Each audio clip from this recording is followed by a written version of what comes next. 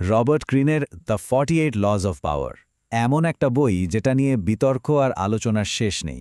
বলা হয় ক্ষমতার খেলাটা কিভাবে খেলতে হয় তার এক রকমের বাইবেল এটা। তো চলুন আজ আমরা এই বইটার ভেতরে ডুব দিই আর বোঝার চেষ্টা করি কেন একে এতটা গুরুত্বপূর্ণ ভাবা হয়। বইটার শুরুতেই একটা একদম মৌলিক প্রশ্ন ছুড়ে দেওয়া হয়। আচ্ছা, এই যে ক্ষমতার খেলা যেখানে সবাই নিজের প্রভাব বাড়ানোর চেষ্টায় আছে, সেখান থেকে কি চাইলেই বেরিয়ে আসা যায়? সম্ভব কি এটা? আর এই একটা প্রশ্নের উপরই কিন্তু দাঁড়িয়ে আছে পুরো বইয়ের দর্শন। আর রবার্ট গ্রিনের উত্তর বেশ চমকে দেওয়ার মতো।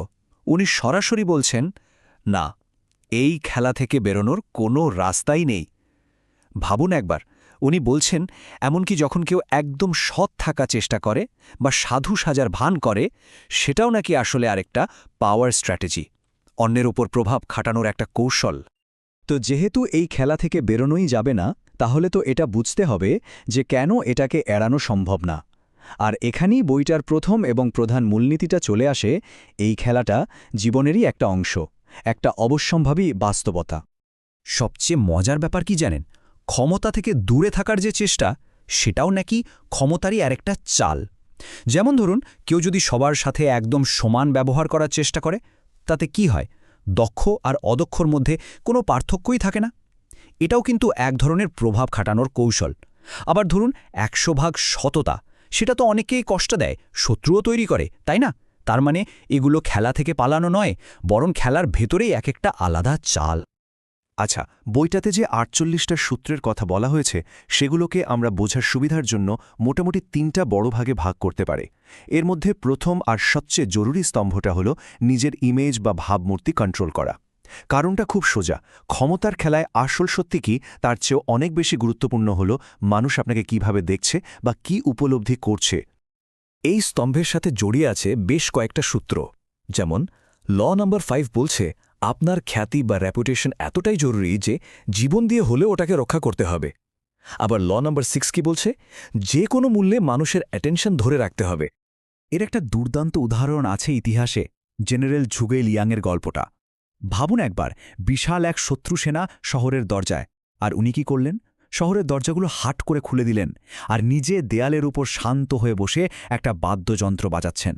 তার এই আত্মবিশ্বাস দেখে শত্রু সেনাপতি সিমা ইয়ের তো মাথা খারাপ।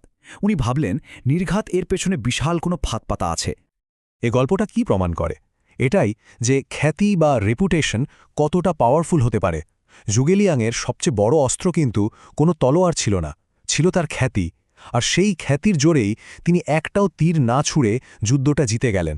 এটাই হলো নিজের ইমেজ কন্ট্রোল করার আসল পাওয়ার। আচ্ছা, নিজের ইমেজ তো তৈরি হলো, এরপর আসে দ্বিতীয় স্তম্ভটা, পারস্পরিক সম্পর্কের গতিপথ বা ডাইনামিককে কন্ট্রোল করা। এর মূল ব্যাপারটা হলো এমন পরিস্থিতি তৈরি করা যাতে অন্যরা এমনভাবে কাজ করে যা আপনার উদ্দেশ্য পূরণ করবে, আর তারা হয়তো টেরও পাবে না যে তাদের কন্ট্রোল করা হচ্ছে। এই যেমন ধরুন ল নম্বর 9-এ দুটো পদ্ধতির তুলনা করা হয়েছে। একটা হলো তর্কে জেতা, আর একটা হলো কাজের মাধ্যমে জেতা।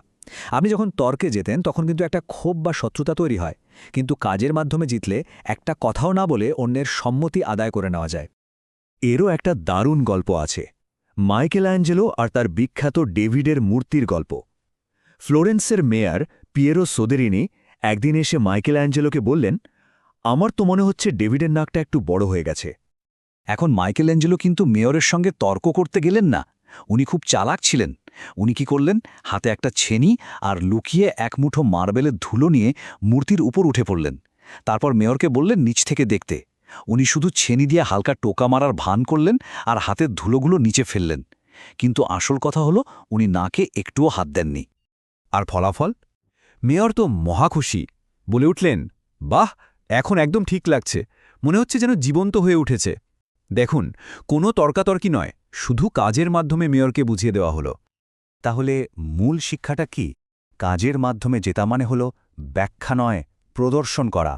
মাইকেল অ্যাঞ্জেলোর গল্পটা আমাদের এটাই শেখায় যে অনেক সময় আসল কাজের চেয়ে কাজের অভিনয় করাটা আরও বেশি শক্তিশালী হতে পারে। বেশ, তাহলে আমরা ইমেজ কন্ট্রোল করা আর সম্পর্কের ডাইনামিক নিয়ন্ত্রণ করা দেখলাম। এরপর আসে তৃতীয় এবং শেষ স্তম্ভটা, দীর্ঘমেয়াদী খেলা বা প্লেয়িং দ্য লং গেম, এখানে মূল ফোকাসটা হলো তাৎক্ষণিক লাভের দিকে না তাকিয়ে অনেক দূরের কথা ভাবা, মানে দূরদৃষ্টি আর দীর্ঘমেয়াদী পরিকল্পনার ওপর জোর দেওয়া। এই স্তম্ভের সাথে জড়িত সূত্রগুলোও বেশ কৌশলগত, যেমন ল নম্বর 3 বলছে আপনার আসল উদ্দেশ্য লুকিয়ে রাখতে, ল 35 বলছে সঠিক সময়ের জন্য অপেক্ষা করার শিল্পটা আয়ত্ত করতে, আর ল 48 বলছে নিরাকার হতে, মানে পরিস্থিতির সাথে সাথে নিজেকে বদলে ফেলতে। এর একটা ক্লাসিক উদাহরণ হলেন অটো ভন বিসমার্ক। 1850 সালের কথা। তিনি প্রকাশ্যে এমন একটা নীতির পক্ষে কথা বললেন যেটা তিনি নিজে একদমই বিশ্বাস করতেন না। কেন? শুধু প্রুশিয়ার রাজার আস্থা জেতার জন্য। আর তাতে ফল কি হল? রাজার প্রতি এই যে লোক দেখানোর সমর্থন, এটার কারণেই তিনি একটা বড় সরকারি পদ পেলেন, আর সেই ক্ষমতা ব্যবহার করে অনেক বছর পরে তিনি তার আসল লক্ষ্য পূরণ করলেন, জার্মানিকে এক করা। ভাবুন, কতটা দীর্ঘমেয়াদী পরিকল্পনা। সুতরাং দীর্ঘমেয়াদী খেলার মানেটা কি দাঁড়ালো? এর মানে হল শেষ পর্যন্ত যা চান তা পাওয়ার জন্য আপনার আসল উদ্দেশ্যকে সবার চোখের আড়ালে রাখা। বিসমার্কের এই কৌশলটা এর একটা নিখুঁত উদাহরণ। তো আমরা 3টা স্তম্ভ নিয়ে কথা বললাম, এবার একদম শেষ পর্যায়ে আসা যাক। একটা বড় প্রশ্ন থেকেই যায়, এই বইয়ের জ্ঞানটা কি আসলে বিপজ্জনক? এটা কি একটা টুল নাকি একটা অস্ত্র? মজার ব্যাপার হল বইটা নিজেই কিন্তু এই ব্যাপারে সতর্ক করে। বইটিতে বলা হয়েছে ক্ষমতা একটা গোলকধাঁধার মতো, বাইরে থেকে দেখতে দারুণ আকর্ষণীয়, কিন্তু এর ভেতরে লুকিয়ে আছে প্রতারণা। তাই এই জ্ঞানকে একদমই হালকাভাবে নেওয়া উচিত নয়।